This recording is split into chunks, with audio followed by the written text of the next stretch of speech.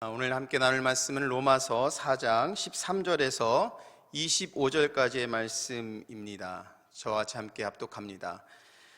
아브라함이나 그 후손에게 세상의 상속자가 되리라고 하신 언약은 율법으로 말미암은 것이 아니요 오직 믿음의 의로 말미암은 것이니라. 만일 율법에 속한 자들이 상속자이면 믿음은 헛것이 되고 약속은 파기되었느니라. 율법은 진노를 이루게 하나니 율법이 없는 곳에는 범법도 없느니라. 그러므로 상속자가 되는 그것이 은혜에 속하기 위하여 믿음으로 되나니 이는 그 약속을 그 모든 후손에게 굳게 하려 하심이라.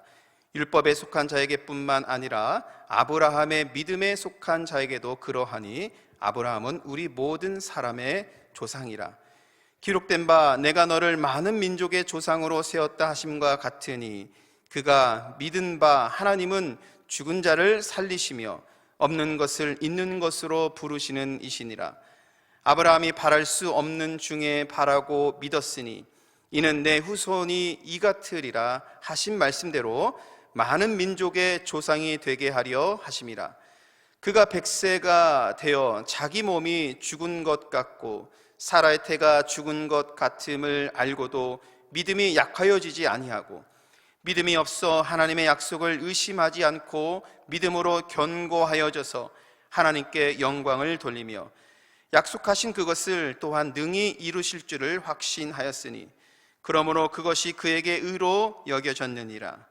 그에게 의로 여겨졌다 기록된 것은 아브라함만 위한 것이 아니요 의로 여기심을 받을 우리도 위함이니 곧 예수 우리 주를 죽은 자 가운데서 살리신 이를 믿는 자니라. 예수는 우리가 범죄한 것 때문에 내줌이 되고 또한 우리를 의롭다 하시기 위하여 살아나셨느니라. 아멘. 하나님의 말씀입니다. 사순절 둘째 주일 우리 십자가로부터 오는 우리 주님의 풍성하신 은혜가 여러분 모두에게 함께하기를 간절히 축원합니다. 지난 한 주간에는 좀 따뜻한 날씨가 이어졌습니다. 수북히 쌓였던 그런 눈들을 바라보면서 언제 저 눈이 다 녹을까 이렇게 생각을 했는데요. 그래도 한 주간 햇볕이 내려쬐니까 정말 많은 눈이 내렸습니다. 아직까지 저희가 완연한 봄 기운을 느끼지는 못하지만 눈이 녹으면서 조금씩 보이는 나무의 색깔들, 잔디의 색깔들 이런 것을 바라보면서 왠지 기분도 매우 상쾌해지고 좋아지는 느낌이었습니다. 봄은 반드시 온다 그런 말이 있죠. 아무리 혹독한 추위에 이 겨울을 보낸다 하더라도 봄이 몰고 오는 그 봄의 그 기운들 이것을 겨울은 이기지 못한다라는 것이지요. 마찬가지로 아무리 혹독한 한파가 몰아치는 인생이라 할지라도요, 여러분 그 인생에 반드시 봄은 찾아옵니다. 이것이 하나님께서 세워주신 창조의 질서이며 하나님의 은혜인 것이지요. 하나님께서는 신앙에도 질서를 세워주셨습니다. 하나님의 축복 가운데 사는 길을 알려주시면서 생명의 길이 무엇인지를 우리들에게 알려주신 것이지요. 그것이 언약입니다. 언약 안에 있으면 복을 받고 언약 안에서 벗어나면 그 받은 복도 사라지게 될 것이다. 바로 이것이 사실 구약의 말씀 전체를 정리하자면 바로 이것이라고 말을 할 수 있는 것입니다. 이것도 하나님께서 이스라엘과 맺으신 언약을 통해서 세워주신 생명의 그런 질서, 또한 삶의 질서라는 것이죠. 여러분 이러한 점은 제 삶에서도 간증이 됩니다. 목회하시는 부모님 밑에서 자라면서 또한 삼남매가 그 신앙 안에서 자라오면서 세상적으로 보면 그렇게 많은 것을 내세울 수 있는 위치나 그런 것을 가진 것은 아니지만 삼남매가 정말 신앙 안에서 각자의 속한 그 교회에서 열심히 교회를 봉사하면서 정말 이 땅에서 주신 하나님의 그 은혜 그리고 각자의 삶에 주신 그 은혜에 감사하면서 살아가는 그 모습을 보면서 여러분 그것도 제 삶을 보면서 간증이 되는 것 같습니다. 언약 안에 있으면 이러한 은혜를 누리면서 살아가는 것이구나. 나에게 주어진 어떤 상황이라도 이 상황에서 기쁨을 누리면서 감사하면서 살아갈 수 있는 것이구나, 그런 생각이 들었습니다. 여러분, 사실요, 복을 누리면서 살아가는 것은 매우 간단합니다. 어렵게 생각하실 필요가 없습니다. 하나님께서 매주 주신 언약을 잘 지키면 되는 것입니다. 물론 세상적인 복과는 좀 차이가 있겠지요. 그러나 이 언약 안에서 살아가는 사람들은 세상에서 얻을 수 없는 이 놀라운 복의 근원이 되는 그 삶을 살아가게 된다는 것은, 그것을 여러분 모두가 믿으시기를 바랍니다. 성경은 그래서 언약의 역사라고 우리가 말을 할 수 있겠지요. 지난주에도 우리는 노아와 맺으신 그 무지개의 언약에 대해서 함께 은혜를 나누었습니다. 여러분 화면을 보시면 구약 성경에 나와 있는 이렇게 중요한 성경의 언약들이 있습니다. 아브라함과 맺으신 언약, 창세기 12장, 15장, 17장에 나오는 이러한 언약들, 하나님께서는 시내 산에서 이스라엘 백성들과 또한 언약을 세워주셨고, 다윗과도 언약을 세워주셨고, 또한 새 언약을 세워주셨습니다. 이것이 성경에 나오는 중요한 언약의 내용들이고, 이 언약을 통해서 하나님께서는 계속해서 이 언약 안에 속한 백성들을 축복하시면서 하나님의 백성으로 삼아 주신 것이지요. 그리고 하나님은 이스라엘의 하나님이 되어주시고 이스라엘은 하나님의 백성이 되는 것입니다. 우리가 생각할 때에 언약은 영어로 covenant라고 이렇게 말을 합니다. 그런데 우리가 간혹 계약으로 우리가 잘못 생각하는 경우가 종종 있는 것 같습니다. 계약은 무엇입니까? 컨트랙이나 어그리먼트, 우리가 이렇게 생각할 수 있겠지요. 요즘도 우리가 텍스 시즌이 되면 온갖 서류들을 다 모아놓고 지난 1년 동안 어떻게 소비를 했는지, 어떻게 살아왔는지, 물론 사업하시는 분들은 더 복잡하겠죠. 그런 서류들을 잘 모아놔서 정리를 해서 보고를 하고 마지막에 사인을 하게 됩니다. 그러면 텍스 보고가 완료가 되는 것이죠. 그리고 우리가 현대 사회 속에서 살아가면서 사실은 우리는 거의 모든 것이 다 계약적으로 살아간다고 생각해도 될 것 같습니다. 무엇을 하든지 간에 그런 계약이 다 있는 것이지요. 우리가 이런 사회에서 살아가다 보니까 하나님과 맺은 이 언약을 계약으로 잘못 착각하는 경우도 종종 있는 것 같지요. 하나님과의 이 깊은 관계를 온갖 서류를 펼쳐놓고 뭔가 같이 사인하는 일이라고 생각하면 여러분 신앙의 큰 오산인 것입니다. 그것은 언약이 아니라 계약입니다. 계약은 거룩하지 못합니다. 계약에는 give and take가 있는 것입니다. 주는 게 있으면 내가 사인을 했으면 반드시 무엇인가 이익을 창출해야 되고 받아야 되는 것이 있는 것이 계약인 것이지요. 그래서 언약을 잘못 생각하면은요, 하나님을 믿으면서 뭔가 세상적인 이익을 얻으려고 하는 그런 경우가 종종 있게 되는 것이지요.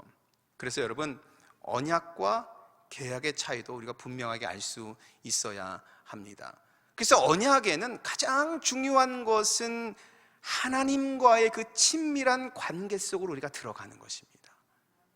여러분 모두가 하나님과 이 친밀한 관계 속에서 하나님께 주시는 복을 누리시길 바랍니다. 그리고 언약에서는 주도권을 하나님께서 갖고 계시는 것이에요.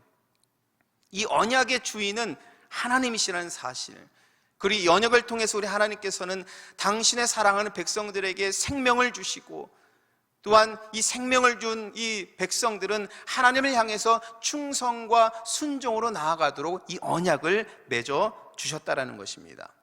그래서 여러분, 우리가 언약과 계약을 혼동하지 말아야 하는 것이지요.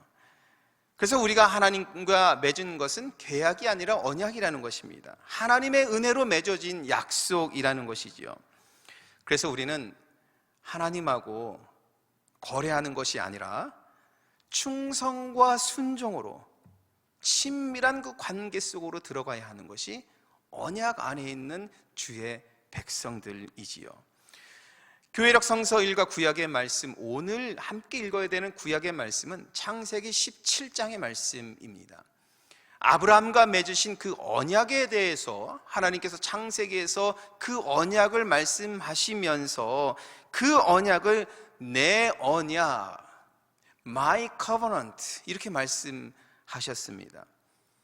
이런 말씀으로 보아서 이 언약의 주체가 하나님이신 것을 분명하게 우리는 알 수 있고, 이 언약은 하나님 소유라는 것이지요. 아브라함은 언약을 주관할 능력이 없습니다. 오직 주권을 행사하시는 하나님만이 언약을 온전히 완수할 능력을 지니신 분이시고, 언약 안에서 아브라함은 오직 충성과 순종하면서 하나님과의 그 친밀한 관계 속으로 들어가야 하는 것이지요. 아브라함은요, 우리가 왜 아브라함을 믿음의 조상으로 하는가, 이렇게 부르는가? 그런 이 언약 안에서 보이지 않는 그 미지의 길이라 할지라도 하나님께서 명령하신 그 길을 순종하면서 나아간 사람이기 때문에, 언약 안에서 오직 충성하는 삶으로 나아가서 하나님께서 주신 그 복을 누린 사람이었기 때문에 우리는 그를 믿음의 조상이라고 부르는 것이지요.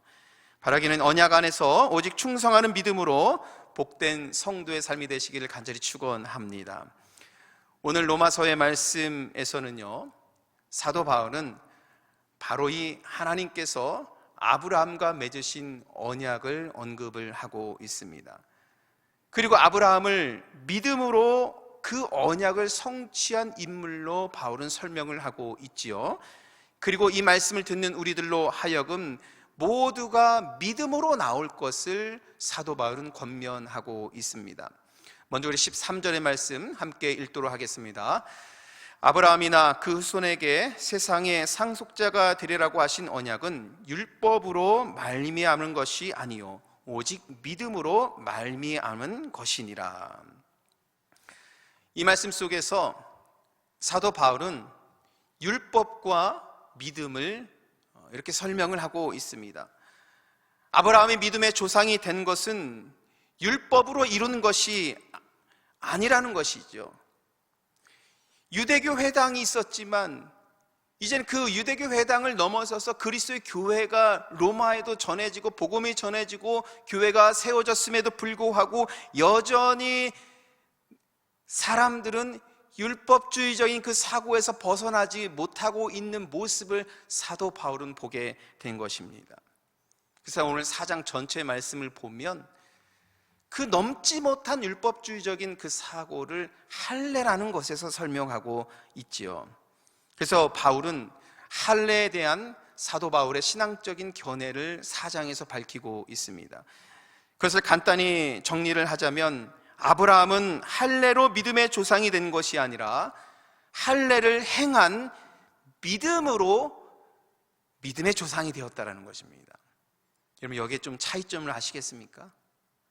할례를 받은 것으로 된 것이 아니라 할례를 받기 위해서 믿고 하나님께 나아간 그 믿음으로 되었다는 것입니다.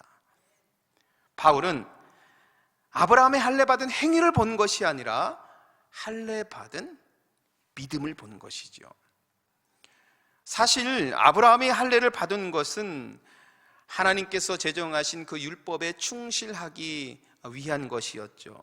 할례 받음으로 하나님의 백성이 되었다라는 그 표를 받을 수 있는 것이고, 그래서 유대인들은 할례의 표를 지니는 것을 매우 중요하게 여겼습니다. 왜냐하면 율법 안에 있기 때문에요. 그런데 이것을 너무나도 중요하게 여기고 이것만이 전부라고 생각했는지 급기야 그들은 할례 받지 못한 사람들을 차별하게 되고, 사도행전 같은 말씀을 보면 이방인들이 복음을 듣고선 하나님께 나왔을 때에 할례를 받지 못한 이방인들이라고 해서 그들을 차별하려고 했었던 그런 모습들도 우리는 말씀을 통해서 볼 수 있겠죠. 그러나 오늘 사도 바울은 분명하게 말하고 있는 것입니다.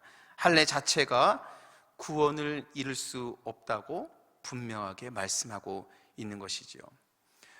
여러분, 할례와 같이 오늘날의 우리들의 신앙의 삶에서도 어떠한 표로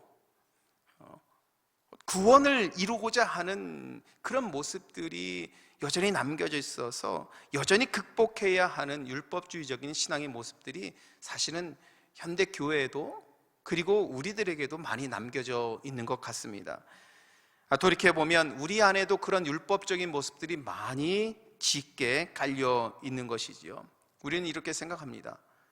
이 정도는 해야 구원받을 수 있다라고 생각을 하죠. 대부분 많이 그렇게 생각하지 않으세요?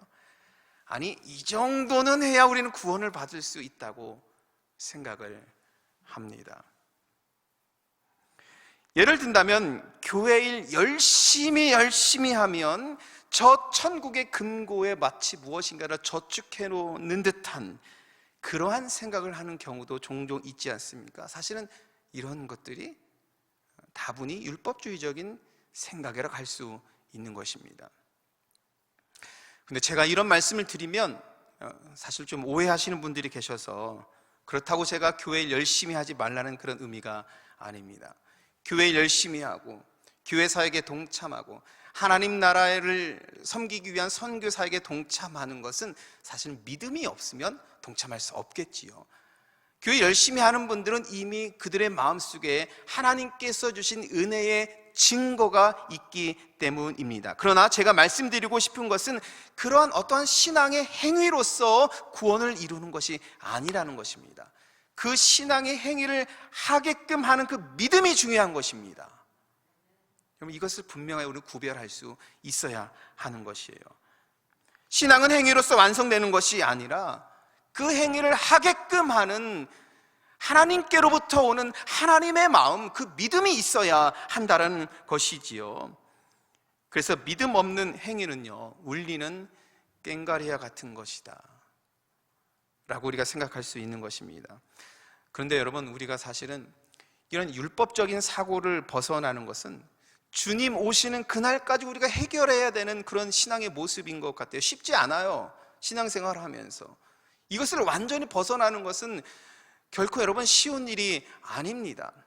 그럼에도 불구하고 우리는 신앙의 삶에서 집중하고 바라봐야 할 것은 나의 삶 속에 주신 하나님의 은혜, 그것을 바라볼 수 있어야 하는 것입니다. 저는 샴복 한인교회에서 신앙생활하는 우리 모든 분들은 오직 믿음으로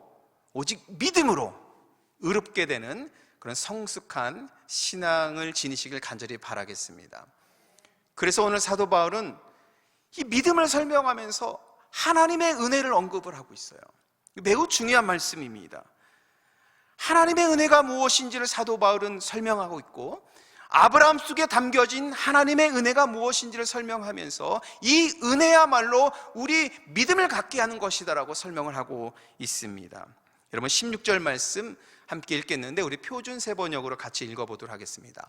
이런 까닭에 이 약속은 믿음에 근거한 것입니다. 그것은 하나님께서 이 약속을 은혜로 주시려는 것이며 라고 되어 있죠. 사도 바울은 아브라함이 상속자가 된 것은 할례를 받았거나 율법을 지녔기 때문이라고 설명하는 것은 아닙니다. 그것은 아무 공로 없이 경건치 않은 사람을 의롭게 하시는 하나님의 은혜로 되었다고 사도 바울은 설명하고 있는 것입니다. 여러분 생각해 보세요. 갈대아 우르라는 그 지역에서, 지금으로 말하면 시골 마을 같은 곳에서 평생을 살은 아브라함이라고 생각하면 성경의 말씀에 기록이 됐겠습니까? 여기 나왔겠습니까? 그가 그곳에서 하나님의 말씀에, 하나님의 부르심에 순종하지 않았다라면 그가 믿음의 조상이라고 여김을 받았겠습니까? 그렇지 않죠. 하나님께서 먼저 아브라함에게 은혜를 베푸신 것이죠. 아브라함은 어떻게 했습니까? 하나님께서 베풀어 주신 그 은혜에 대해서 순종한 거예요. 바울은 이것을 설명하고 있는 것입니다. 또한 우리 4장 말씀을 보면 이 은혜에 대한 말씀을 좀 더 구체적으로 설명하기 위해서 구약의 이스라엘의 왕인 다윗을 언급하고 있습니다. 여러분, 다윗은 사실은 하나님의 은혜가 얼마나 큰지를 간증할 수 있는 사람이잖아요. 다윗의 생애 속에는 하나님의 은혜가 날마다 다윗을 이끌어온 것이고, 성경 말씀을 통해서 다윗은 사실 그것을 간증한 것입니다. 시편의 말씀 속에서 수많은 그 시편의 말씀들이 살아 역사하시는 하나님의 은혜를 간증한 말씀이라고 우리가 볼 수 있는 거잖아요. 그는 자기의 시나 우리아의 아내를 범하는 정말 용서받을 수 없는 죄를 범했습니다. 큰 죄죠. 지금도 여러분, 이러한 죄는 용서받을 수 없는 큰 죄입니다. 용서할 수 없는 죄를 지은 다윗은 너무나도 괴롭고 힘든 시기를 보냈지만, 그러나 하나님 앞에 나아가서 자기의 죄를 고백을 하고 믿음으로 하나님의 자비를 구했을 때 하나님께서 그를 용서해 주셨다라는 것입니다. 근데 어떤 사람들은 이런 부분에서 문제 제기를 합니다. 큰 죄를 지은 다윗, 그를 왕으로 세운 것에 대해서 문제 제기를 합니다. 어떻게 그런 죄인들이 하나님의 역사를 이루어가는데 하나님께서 사용하셨는가, 이렇게 문제 제기를 합니다만, 그러나 여러분, 하나님의 은혜는 이럴 것이다 라는 이 생각이 있잖아요. 하나님의 은혜는 이것을 뛰어넘거든요. 우리가 생각하는 하나님의 은혜는 아마 이런 것일 거야 라고 하는 이 생각을 뛰어넘어서, 이 모든 것을 넘어서 섭리하시는 하나님의 은혜를 우리를 볼 수 있어야 하는 것입니다. 인간의 생각을 뛰어넘어요. 인간이 갖고 있는 그 한계를 다 뛰어넘어서 그 뒤에서 역사하시는 하나님의 섭리를 우리를 믿으면서 바라볼 수 있어야 하는 것입니다. 다윗은 값없는 그 죄의 용서가 얼마나 큰 것인지를 알았기 때문에 일생일대 가장 큰 실수와 죄를 범한 후에 다윗은 하나님의 말씀에 충성하고 봉사하는 사람이 되었죠. 그렇기 때문에 하나님께서 그를 이스라엘 왕 중에서도 가장 위대한 왕으로 삼아 주신 것입니다. 여러분, 이렇게 의롭게 여김을 받는 것은 할례와 같은 율법을 통해서 얻는 것이 아니라 믿음에 근거한 전적인 하나님의 선물임을 여러분 믿으시길 바랍니다. 이렇게 본다라면 다윗의 생애도 그렇고요, 그리고 아브라함의 생애도 그렇고요, 오늘 이 말씀을 기록한 사도 바울의 생애도 그렇고요, 동일하게 보여지는 신앙의 그 순리라고 해야 될까요? 그런 모습이 있어요. 무엇이냐면 하나님의 은혜가 먼저 옵니다. 이 하나님의 은혜를 통해서 이들이 믿음을 갖게 돼요. 믿음을 가진 그들이 하나님 앞에 순종합니다. 은혜, 믿음, 순종. 여러분, 저를 따라서 해보십시오. 은혜, 믿음, 순종. 여러분, 우리 신앙의 이 모습들 중에서 이 세 가지의 이 신앙의 순리가 쫙 이어지는 것을 우리는 보게 돼요. 아브라함은 이 하나님의 은혜를 입어서 믿음으로 순종하여서 믿음의 조상이 된 것이고, 다윗은 하나님의 그 크신 은혜를 간증하면서 믿음을 갖게 되고 하나님의 말씀에 충성하는 사람으로 나올 수 있게 된 것입니다. 그래서 오늘 이 말씀을 통해서 사도 바울은 아브라함의 믿음을 18절에서 정리를 하는데 이렇게 정리를 하죠. 바랄 수 없는 중에 바라고 믿는 것, 이것이 믿음이라고 설명을 하고 있습니다. 오늘 말씀 속에서도 짧게 설명을 하고 있죠. 아브라함이 100세가 되었을 때에, 자신과 사라의 생산 능력이 다 끊어졌을 때에 아무것도 사실은 그때 기대할 수 없었는데, 그것을 알았음에도 불구하고 믿음이 그들은 약해지지 않고 약속을 의심치 않았습니다. 오히려 말씀을 보니까 믿음에 견고하여서 하나님께 영광을 돌리더라 라고 말씀하였죠. 이것은 하나님에 대한 아브라함의 깊은 신뢰입니다. 여러분, 오늘 설교 말씀 초반에 말씀드린 거 기억나시죠? 언약에 있어서 매우 중요한 게 무엇이라겠습니까? 하나님과의 그 친밀한 관계입니다. 아브라함이 바랄 수 없는 그 상황 속에서도 믿음을 갖고 하나님과 그 친밀한 관계 속으로 나아가길 원하니까 하나님께서 아브라함을 축복해 주셨습니다.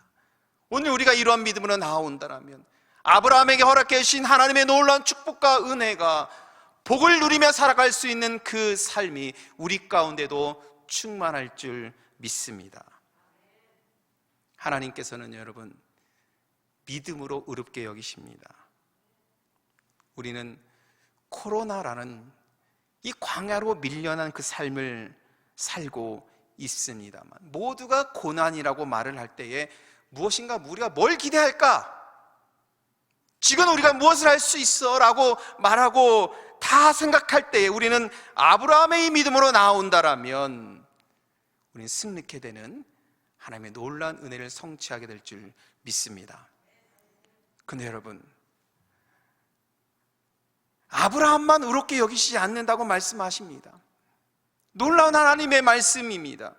24절의 말씀에 보니까 예수, 우리 주를 죽은 자 가운데서 살리신 이를 믿는 자들이라고 말씀하고 있어요. 여러분, 죽은 예수 그리스도를 살리신 하나님을 믿으십니까? 고백하시길 바랍니다. 오늘 우리가 이 믿음의 고백으로 나온다면 아브라함의 허락하신 그 은혜와 사랑과 아브라함에게 허락하신 그 하나님의 놀라운 은혜의 삶으로 우리를 인도하시는 것이지요. 예수 그리스도를 죽은 자 가운데서 살리신 하나님을 믿는 모든 성도들 역시 구원을 얻게 될 것이라고 말씀하고 있는 것입니다. 그래서 바울이 설명하는 믿음은 죽은 자를 살리신 하나님을 믿는 것이며 하나님께서 살리신 예수 그리스도를 새 언약으로 믿는 것이에요. 구약의 말씀에 많은 언약의 말씀들이 나와요. 매우 중요합니다. 하나님께서는 그 언약의 말씀들을 통해서 이스라엘 백성들을 자기의 백성으로 삼아 주셨고 복이 되는 그 길로 인도해 주셨는데 이 모든 언약의 최종적으로 가리키는 것은 예수 그리스도이십니다.